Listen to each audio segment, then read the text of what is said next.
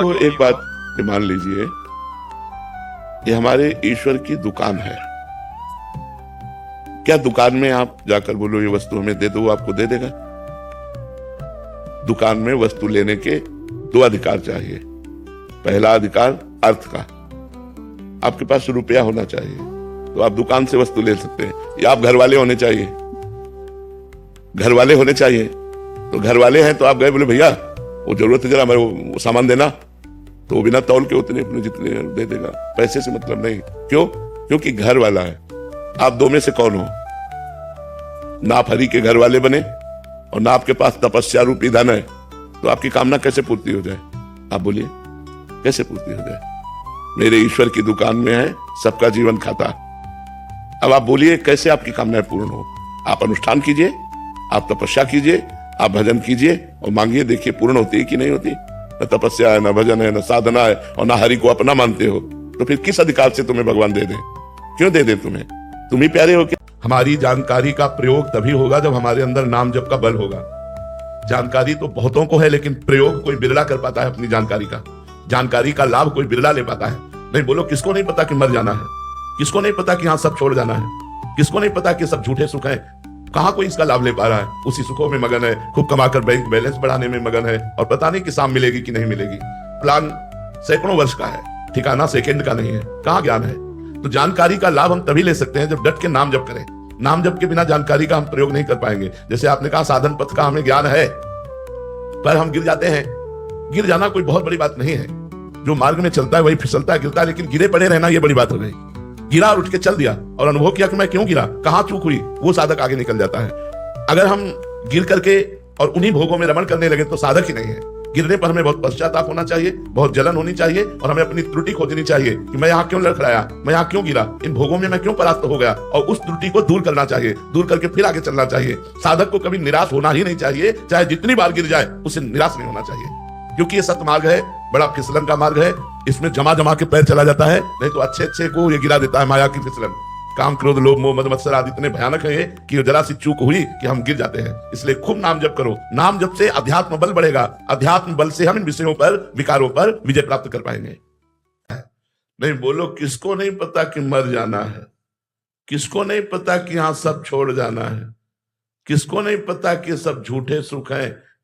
कहां कोई इसका लाभ ले पा रहा है? उसी सुखों में मगन है, खूब कमाकर बैंक बैलेंस बढ़ाने में मगन है, और पता नहीं कि शाम मिलेगी कि नहीं मिलेगी। हमारी जो चाहत है उसको हमें समझना चाहिए। हमारी चाहत धन नहीं है। अगर धन से वस्तुएं न मिलती तो धन का कोई महत्व नहीं होता। वस्तुओं को अगर हम इंद्रियों से न भोगे तो वस्तुओं का कोई महत्व नहीं होता। प्रधान बात आई इंद्रियों के भोग से, और इंद्रियां इन झूठे भोगों से कभी तृप्त नहीं हो सकती। हमारी जो चाहत है उसे समझना चाहिए। हमारी चाहत है अखंड सुख, जिसमें दुख का लेश न हो। हमारी चाहत है कोई हमें ऐसा प्यार करे जो सिर्फ हमें प्यार करे। तीसरी चाहत है कि शांति, अखंड शांति हम चाहते हैं। चौथी बात है मरना नहीं चाहते, अविनाशी। चार बातें देख लो सब लोग। सुख जिसमें दुख का लेश ना हो, दुख का बिल्कुल लेश ना हो।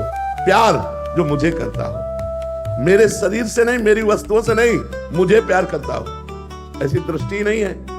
शांति जिनमें किंचन मात्र भी अशांति ना हो, और मैं मरूं नहीं। ये हमारे भगवान के लक्षण है।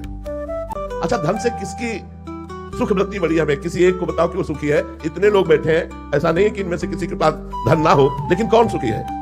ऐसे पूरे भारत को बैठाल के, विश्व को बैठाल के पूछा जाए कि आप तृप्त हो क्या, तो कहीं कोई बोलने वाला नहीं कि मैं धन से तृप्त हो गया हूं। धन में है क्या सुख? आपको एक कमरे में बंद कर दिया जाए और नोट आपके आसपास रख दिया जाए, आप सुखी हो जाएंगे? धन से भोग मिलते हैं, भोग इंद्रियों से होता है। इंद्रियां मन से संचलित है, मन बुद्धि से संचलित है, बुद्धि मायामयी है, सब खिलवाड़ हो रहा है। अच्छा, धन से किसकी सुख वृत्ति बढ़ी है? किसी एक को बताओ कि वो सुखी है। इतने लोग बैठे हैं, ऐसा नहीं है कि इनमें से किसी के पास धन ना हो, लेकिन कौन सुखी है? ऐसे पूरे भारत को बैठाल के, विश्व को बैठाल के पूछा जाए कि आप तृप्त हो क्या, तो कहीं कोई बोलने वाला नहीं कि मैं धन से तृप्त हो गया हूं। धन में है क्या सुख? आपको एक कमरे में बंद कर दिया जाए और नोट आपके आसपास रख दिया जाए, आप सुखी हो जाएंगे? धन से भोग मिलते हैं, भोग इंद्रियों से होता है। इंद्रियां मन से संचलित है, मन बुद्धि से संचलित है, बुद्धि मायामयी है, सब खिलवाड़ हो रहा है। कहा था हम आपको जान गए, तुम कल नहीं भैया। तुम पांच भौतिक शरीर को देखकर कह रहे हो जान गए, प्रेमानंद को जान लोगे तो तुम निहाल हो जाओगे। प्रेमानंद को तुमने नहीं जाना, पांच भौतिक शरीर को देखकर तुम कह रहे हो हमें नहीं जाना। हमें जान जाओगे तो निहाल हो जाओगे, निर्विकार हो जाओगे, दुखों का अंत हो जाएगा। दुर्योधन बड़ा फूला हस्तिनापुर के सिंहासन के लोभ में, चूंकि पिता बैठे हुए थे, मनमानी दुर्व्यवहार किया पांडवों के साथ। परिणाम क्या हुआ? हस्तिनापुर के चक्रवर्ती सम्राट पर महाराज युधिष्ठिर बैठे और एक भी भाई जीवित नहीं बचा, सब मारे गए। अधर्माचरण करने वाला परिणाम में नाश को प्राप्त होता है, और धर्माचरण करने वाला भले दुख भोगे, परिणाम में विजय को प्राप्त होता है, सुख को प्राप्त होता है। ये बात बैठा लेनी चाहिए। अधर्माचरणियों की उन्नति देख करके अधर्माचरण नहीं करना चाहिए कि ये बड़े सुखी नहीं है, बड़े अशांत, चिंता, भय और शोक से ग्रसित है, और परिणाम में उनका पतन होगा। उनमें विपत्ति और दुख का ऐसा तांडव मचेगा कि वो नष्ट हो जाएंगे। बचपन से भजन मार्ग में लगा हूं, किसी जन्म का पाप कर्म हमारे ऊपर लागू हुआ तो दोनों किडनी फेल हो गई। कर्म, भीष्म जी इतने बड़े महाभागवत बाल ब्रह्मचारी धर्मात्मा, 6 महीने बाणों की सैया पर। कर्म अवश्य में भोक्तव्यम, भोगना पड़ेगा। फिर जो पाप कर्म कर रहे हैं उनकी तो बात जाने दो। पर जी परिवार पे भी इसका असर पड़ता है। क्यों नहीं, संबंध का तो होता ही है। अगर तुम कोई क्राइम करो तो तुम्हारे पूरे परिवार को प्रताड़ित किया जाएगा।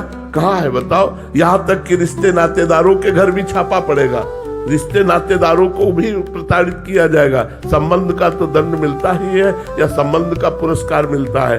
अच्छा कार्य करने वाला राजकीय कर्मचारी तो माता पिता रेल में फ्री, संबंध का ही तो उसको सुविधा मिल रही है, संबंध से ही उसे दुख और दुविधा मिलती है। जिसको मृत्यु दंड दिया जाता है उसकी आखिरी इच्छा पूर्ति की जाती है, नहीं की जाती ना? इनकी आखिरी इच्छा पूर्ति हो रही है। ये जो पाप कर्म कर रहे हैं, ये जो धर्माचरण कर रहे हैं, इनके पुण्यों का नाश हो चुका है। कुछ पुण्य बचे हैं, वही आखिरी इच्छा पूर्ति हो जा रही है। इसके बाद सर्वनाश हो जाएगा, विनाश हो जाएगा। यहाँ न को कुल रोव निहारा, राम विमुख असहाल तुम्हारा। मंदोदरी जी रावण को देख करके जब बिखरी खोपड़ियां और भुजाएं पड़ी हैं तो सोच रही है वही रावण है। जब चलता था तो पृथ्वी कांपती थी, चलत दशानन डोलत अवनी, भुजाओं को ठोक देता था तो लोक के लोक खाली हो जाते थे। आज वही रावण बंदरों के पैरों की ठोकर में उसकी खोपड़ियां फुटबॉल की तरह दौड़ रही मैदान में। तो कहा राम विमुख असहाल तुम्हारा, रहा न को कुल रोव निहारा। तुम्हारी आखिरी